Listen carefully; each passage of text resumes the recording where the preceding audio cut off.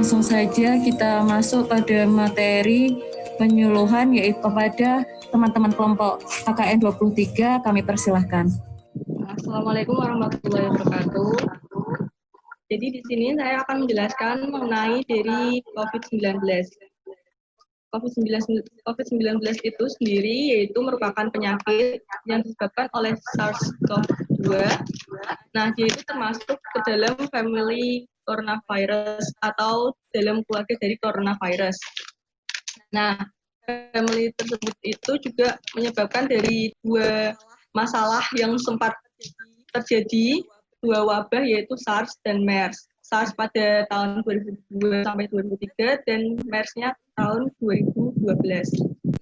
Nah, untuk COVID-19 sendiri ini pertama kali terdeteksi di Wuhan, Cina pada Desember 2019. Untuk tanda dan gejala dari COVID-19 sendiri itu biasanya muncul sekitar 2-14 hari setelah adanya pemaparan. Misal kita terpapar oleh virusnya, biasanya itu terlihat gejala-gejalanya itu 2-14 hari seperti kayak demam itu lebih dari 38 derajat, terus ada batuk kering, sesak napas, dan sakit tenggorokan. Biasanya yang paling sering terdeteksi itu demamnya ya kan, itu kan bisa kayak misal keseluruhannya itu terlihat di demamnya. Untuk kasus parahnya sendiri itu juga dibagi menjadi dua. Ada pneumonia sendiri itu biasanya gejalanya seperti ada demam, batuk, dan sesak. Biasanya kalau pneumonia ringan itu biasanya pada anak-anak, yaitu tidak terlalu berat. Nah, kalau misal pneumonia yang berat sendiri itu, dia itu biasanya pada dewasa. Di antaranya biasanya demam, terus ada curiga infeksi dari saluran pernafasannya. Kemudian juga ada sindrom pernapasan akut dan ada kegagalan dari multi organnya. Nah, jadi kegagalan multi organnya tersebut atau organ-organnya yaitu dapat mengakibatkan dari gagal ginjal. Untuk kasus parah yang sangat parah itu biasanya dapat menyebabkan dari kematian. Lalu bagaimana transmisi penularannya? Nah, yang pertama itu bisa tertular melalui droplet atau percikan. Biasanya dari orang yang terinfeksi, contohnya saat orang tersebut batuk atau bersin. Nah, percikan tersebut itu dapat menular ke orang lain. Nah, transmisi yang kedua yaitu melalui kontak fisik dengan orang yang terinfeksi. Atau misalnya kita memegang benda yang sudah terkontaminasi oleh droplet tersebut. Nah, yang ketiga itu ada penelitian dari WHO yaitu tertularnya melalui udara atau airborne. Nah, penularan dari udara ini itu biasanya dari tetesan inti atau aerosol itu, dia itu masih melayang-layang di udara, jadinya dia itu dapat menular.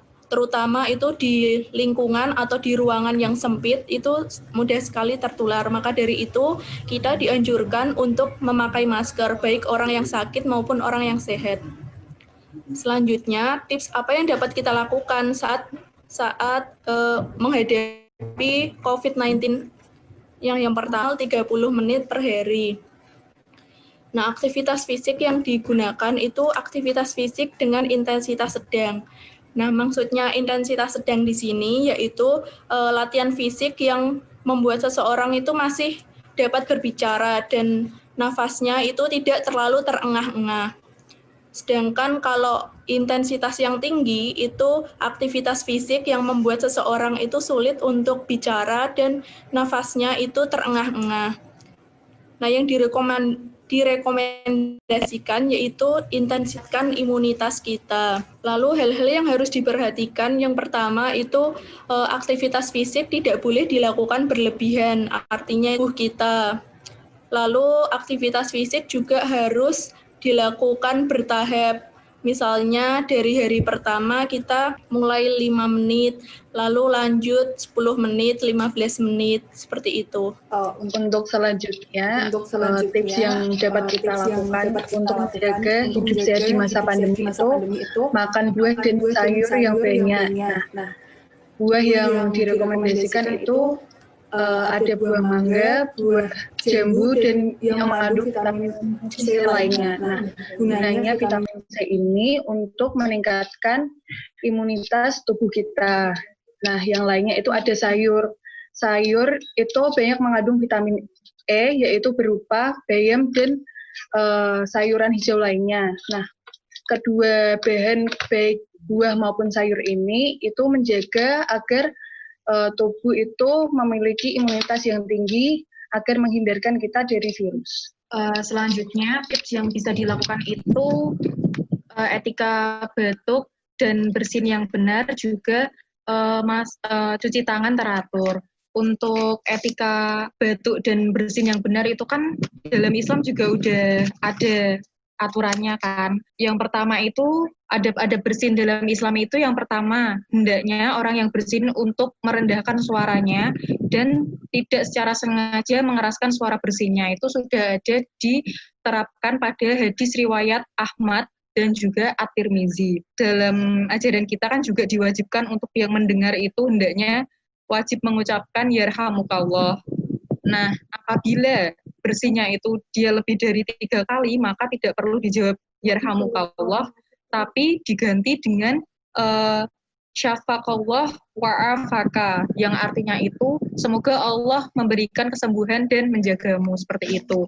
Tips yang dilakukan selanjutnya yaitu cuci tangan teratur. Kita sudah sangat sering mendengar tentang cuci tangan yang benar sesuai WHO. Itu ada 6 langkah cuci tangan, yaitu yang pertama telapak terlebih dahulu, kemudian punggung kanan, punggung tangan kanan diganti punggung tangan kiri, dilanjutkan sela-selanya, kemudian ibu jari, gerakan mengunci terlebih dahulu, dilanjutkan dengan memutar ibu jari yang kanan, dan dilanjutkan ibu jari yang kiri. Selanjutnya yaitu memutar jari-jari kita pada telapak tangan kita secara bergantian dan dibilas sabun dan dengan air mengalirnya, seperti itu. Untuk selanjutnya itu ada masak matang daging dan telur. Kemudian yang terakhir itu adalah berdoa, di mana kita meminta kepada Allah untuk diberi perlindungan agar terhindar dari segala macam virus dan bahaya. Baik, terima kasih kepada teman-teman yang sudah memaparkan dan memberikan penyuluhan mengenai hidup sehat di masa pandemi COVID-19. Untuk selanjutnya, kami akan menampilkan sedikit video di mana saat penyuluhan dan penempelan poster.